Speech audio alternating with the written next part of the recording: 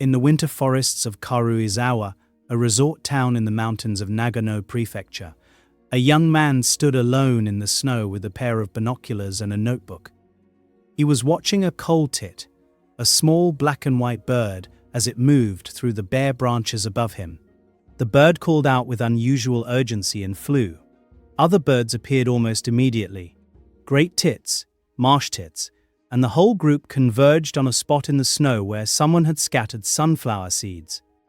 Toshitaka Suzuki stood there watching, and he wrote down what he saw. Then he closed his notebook and started to wonder whether the first bird had, in some meaningful sense, said something. That question would take him the next 2 decades to answer. The answer, when it finally came, was yes. Now at this point you might be tempted to say that calling birds communicators is hardly a revelation. Everyone knows that animals make sounds. Crows warn each other about dangerous humans. Vervet monkeys have different calls for different predators. You might even have heard that some birds and whales produce complex songs. So what exactly did Suzuki find that was different? The thing is, all of those examples involve calls that function as single signals. A vervet alarm call means something like eagle full stop. But Suzuki was documenting something more complicated. He was finding evidence that a small, common Japanese forest bird was doing something linguists had long insisted was uniquely human, taking meaningful units and combining them into a structured sequence that conveyed a compound meaning where the order of the elements actually mattered. He was finding, in other words, something that looked uncomfortably like grammar. And not just grammar. He would later show that when these birds hear a specific call, they do not just respond. They appear to form a mental image, and sometimes it turns out they lie. Suzuki started birdwatching as a teenager. There is not a dramatic origin story here, no lost relative or childhood illness that drove him into the forest. He was just drawn to it, in the particular way that some adolescents get quietly obsessed with something and never fully recover. He grew up in Japan during a period when birdwatching was becoming more popular as a hobby, but it was still largely an amateur pursuit in the countryside, something for retired men in rubber boots, not aspiring academics. Suzuki was neither retired nor particularly concerned about that. What he was, by all accounts, was a careful observer. He kept records. He paid attention to context, not just what the birds did, but when they did it and what had happened just before. Most bird watchers stop at identification. Suzuki was more interested in behavior. He wanted to understand what the birds were actually doing with their time and with their voices. By the time he entered Rakio University in Tokyo, he had already accumulated years of field notes. He completed his doctorate there, and then spent time at Kyoto University and the Graduate University for Advanced Studies in Kanagawa, studying animal behavior with the kind of patience that does not come from ambition so much as genuine curiosity. He was not trying to make a splashy discovery. He was trying to understand a bird he already knew well, in a forest he had already been walking through for years.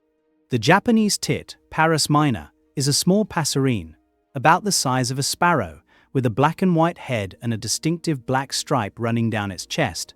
It lives in mixed forests across East Asia. It is not rare, not exotic, not the sort of bird that tends to inspire scientific careers. It is just there, in the trees, making noise, doing what small birds do. Suzuki had been studying a particular population of these birds in the Karuizawa wild bird forest for several years, when he noticed something that did not quite fit the standard models of animal communication. The birds were producing calls in sequences. Not just one call type, but combinations. Specific calls strung together in a specific order. And the other birds around them seemed to be responding not just to the presence of sound, but to the particular structure of what they heard. He had been watching a situation like this for long enough that he could describe it in some detail. A tit would produce what he labeled the ABC call, a rapid, slightly harsh sequence of notes that he associated with alert behavior. Nearby birds would respond by scanning, moving their heads laterally, as if searching for something in the surrounding branches. Then, in certain contexts, the same bird would add the D call, a shorter, more melodic note associated with approaching the caller. When the two calls appeared together, in that order, the other birds did both things. They scanned, and they moved toward the source. The obvious question was, are these birds actually extracting a compound meaning from that sequence? Or are they just responding to the sum of two independent signals? That is actually a harder question to answer than it sounds. Suzuki was methodical about it. He and his colleagues set up a series of playback experiments in the field, using speakers mounted in trees and careful controls. They played the ABC call alone. Birds scanned. They played the D call alone. Birds approached. Then they played the natural sequence ABC followed by D. Birds both scanned and approached, exhibiting both behaviors simultaneously, which suggested they were processing the combination as a single compound message rather than two separate instructions arriving one after another. Then came the critical test. They reversed the order. D first, then ABC. If the birds were simply responding to the presence of both signals regardless of order, the response should have looked similar. It did not. When the order was reversed, the birds barely responded at all. The reversed sequence was apparently meaningless to them, or at least ambiguous enough that they chose not to act on it. This result appeared in Nature Communications in 2016. It was the first experimental evidence for compositional syntax in a wild animal. Not in a language-trained chimpanzee in a laboratory, not in a dolphin that had spent years working with human researchers. In a small bird in a forest in Nagano, in response to calls it had never heard artificially rearranged before. Compositional syntax, to be clear about what this means, is the property of language where the meaning of a combination depends not just on the meanings of its parts, but on the rules governing how those parts are put together. Dog bites man, and man bites dog use the same words. The order changes everything. Suzuki was showing that this principle, long assumed to be a uniquely human cognitive achievement, had independently evolved in a bird whose brain is roughly the size of a walnut. He also showed, in a separate series of experiments, that Japanese tits apply a general ordering rule, not just one they had learned for their own species calls. When Suzuki played them novel sequences that combined their own alert calls with the recruitment calls of a completely different species, the birds responded appropriately only when the order matched the rule: alert first, recruitment second. If the order was reversed using the foreign calls, they ignored it. The rule had generalized. This was published in Current Biology in 2017. Around this point in most science stories, the researcher would have written up their findings, accepted a faculty position somewhere, and moved on to a related question. Suzuki did move on to a related question. But the question he chose was stranger and more ambitious than most of his colleagues might have attempted. He started wondering what was happening inside the bird's head when it heard a specific call, not what it did in response. He had measured that, but what it was, mentally, experiencing. In human language, words point at things. When you hear the word snake, you do not just register the sound. Your visual cortex activates. You imagine something. The word evokes a mental image. This has been well documented in neuroscience and cognitive psychology. The question Suzuki was now asking was, does the same thing happen in a bird? To test this, he designed a deceptively simple field experiment, using materials that one colleague later described in print as literally sticks and string. He mounted a speaker in a tree in the study area.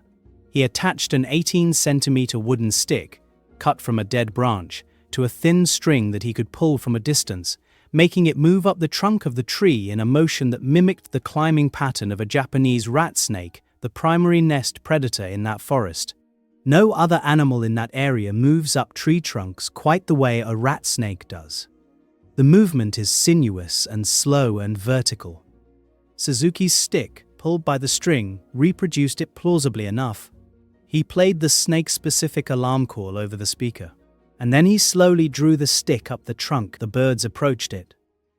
They inspected it. They behaved toward an ordinary piece of dead wood exactly as they would have behaved toward a real snake. Cautiously, attentively, as if it was something that needed to be identified and monitored. Then he ran the control conditions. He played a general alarm call, not the snake-specific one, and moved the stick in the same way. The birds mostly ignored it. He played the snake call but moved the stick in a different pattern, swinging it sideways in a way no snake would move. The birds ignored that too. The response was tightly conditional. It only appeared when both the specific call and the specific movement were present together. The call appeared to prime the birds to search for something that looked like a snake. Before they had seen the stick, something in their perception had already been shaped by what they heard. The study was published in the Proceedings of the National Academy of Sciences in 2018. A behavioral ecologist at the Australian National University, Rob McGrath, reviewed the work and described it as, in his words, truly delightful, adding that he loved the way Suzuki used simple experiments to test ideas that felt almost impossibly difficult to get at. There is something genuinely unusual about doing world-class cognitive science with a piece of wood on a string. Now, most researchers would have been satisfied. 2 papers in major journals, a new field starting to take shape. But there was one more discovery that came out of all those hours in the Karuizawa forest, and it is the one that, once you hear it, changes the texture of everything that came before. The bird's lie. Suzuki documented, during his years of field observation, cases in which dominant great tits occupied a feeding spot, and smaller or lower-ranked birds could not get in to eat. In some of those cases, a great tit would produce the snake-specific alarm call. The other birds would scatter, scanning the ground and branches for the predator they now expected to be there. The dominant bird would then feed alone. There was no snake. There had never been a snake. The call was false. This matters more than it might first appear. Deception of this kind requires something cognitively substantial. The deceiving bird has to have some understanding, even if implicit and behavioral rather than reflective, that the call produces a specific mental state in the listeners, and that altering the listener's mental state changes their behavior in a way that benefits the deceiver. That is, at minimum, a rudimentary understanding of other minds. It also means that the communication system Suzuki had been studying has the same fundamental problem that human language has. It can be exploited. A system powerful enough to convey specific, structured meanings is also powerful enough to convey false ones. The same architecture that allows a tit to say, "Come here, there is a snake," also allows it to say, "Come here, there is a snake," when there is no snake at all. Language and deception, it turns out, may have co-evolved not just in humans but independently in small birds in the mountains of central Japan. Suzuki is now an associate professor at the Research Center for Advanced Science and Technology at the University of Tokyo, where he founded what he calls the world's first laboratory dedicated specifically to animal linguistics. He has won prizes from the Japan Ethological Society, the Ecological Society of Japan, and the Ornithological Society of Japan. And in 2025 he received an international award from the Association for the Study of Animal Behavior in the United Kingdom. He has been studying the same population of tits in Karuizawa for more than 2 decades now. The forest is the same forest he walked through as a teenager with a notebook. The birds are the descendants of birds he watched before he had any idea what he was looking for. There is a concept in Japanese aesthetic philosophy called kakubutsu chichi, which comes from Confucian thought and translates roughly as investigating things to extend knowledge. The idea is that careful, sustained attention to the physical world, to the particular and the specific, is what leads to real understanding. Not abstraction first, then evidence. Evidence first, for years, until something reveals itself. Suzuki spent his teens and 20s watching birds that most people walk past without a second thought. He did not arrive in Karuizawa with a theory about language evolution. He arrived with binoculars and a notebook. And eventually the birds told him something that linguists, neuroscientists, and philosophers had been arguing about for centuries.